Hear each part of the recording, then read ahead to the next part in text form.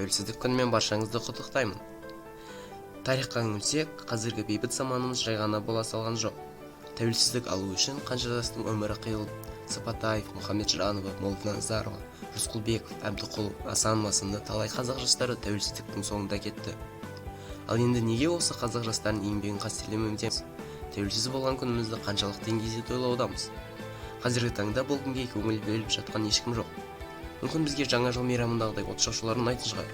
Бұл видеода мен сіздерге ең негізгі себептерін жинадым. Бірінші себеп, адамдарға сыйлық алған ұнайды. Менің сауалнамам бойынша адамдардың 57% сыйлық алуды таңдаған. Осыдан-ақ неге тәуелсіздік күніне назар аудармайтындығымыз белгілі секілді.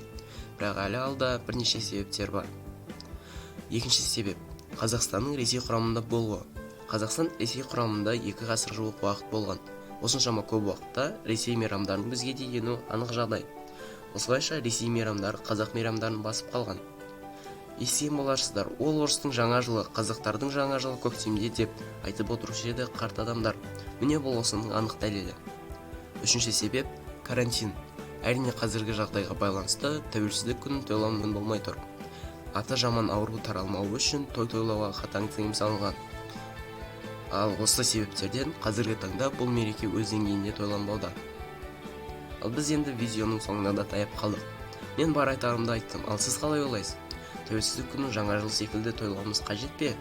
Әлде сіздің басқа да идеяларыңыз бар ма? Комментарияларға жаза кетіңіз. Арнама жазылып, видеоны достарыңызбен бөліссеңіз тіпті керемет болар еді.